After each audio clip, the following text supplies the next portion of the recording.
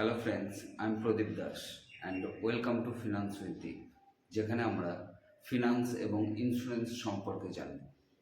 এই ভিডিওতে আমরা ক্রেডিট কার্ডের অ্যাডভান্টেজ এবং ডিসঅ্যাডভান্টেজ সম্পর্কে জানব। ক্রেডিট কার্ড কি এই নিয়ে আমরা বিস্তারিত আলোচনা করেছি। যদি কেউ সেই ভিডিওটা না দেখে থাকো, ডেসক্রিপশনে লিঙ্ক দেওয়া আছে। প্রথমে আমরা ক্রেডিট কার্ডের অ্যাডভান্টেজগুলো সম্পর্কে জানব। ক্রেডিট কার্ডের প্রথম advantage, credit card safest way cash carry করার। ধরা যাক তোমার কাছে যে ক্রেডিট কার্ডটা আছে তার লিমিট আছে 1,00,000 টাকা।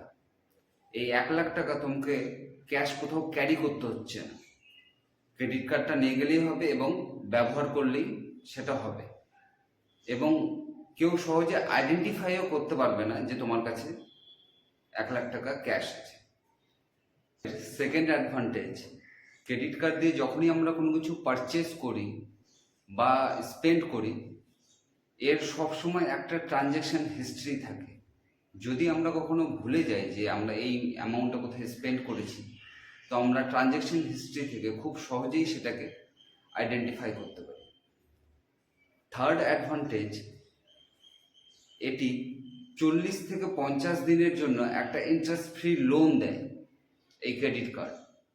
যদি এই ক্রেডিট কার্ডের পেমেন্ট কেউ টাইমলি করে তাহলে তার সিবিল স্কোর খুব তাড়াতাড়ি ইমপ্রুভমেন্ট হয়। এবার আমরা ক্রেডিট কার্ডের ডিসঅ্যাডভান্টেজগুলো নিয়ে আলোচনা করব।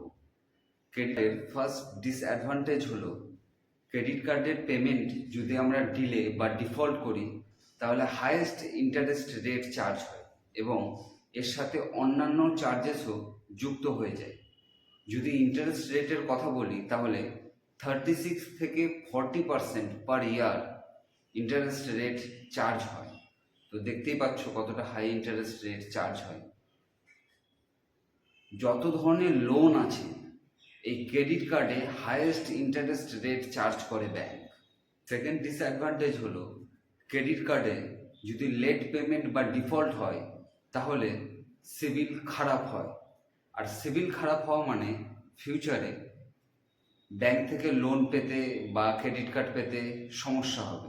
আর একবার যদি সিবিল ডাউন হয়ে যায় তাহলে ইমপ্রুভ হতে অনেকটা সময় লেগে যায়।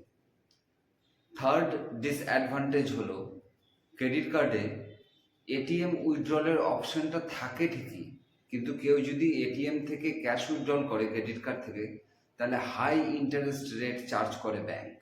এখন আমাদের মনে প্রশ্ন আসে, আমাদের ক্রেডিট কার্ড ব্যবহার করা উচিত কি না?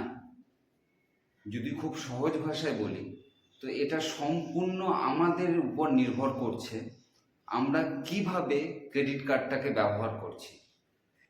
যদি আমরা ক্রেডিট কার্ডকে স্মার্টলি ব্যবহার করতে পারি তাহলে আমাদের ডেফিনেটলি নেওয়া উচিত। আর যদি কেউ স্মার্টলি ব্যবহার করতে পারে না বা টাইমলি পেমেন্ট করতে পারছে না তাহলে তার নেওয়া উচিত না, কারণ এতে সিবিল স্কোর ডাউন হয় ও ব্যাংক থেকে পরবর্তীতে লোন পেতেও সমস্যা হয়।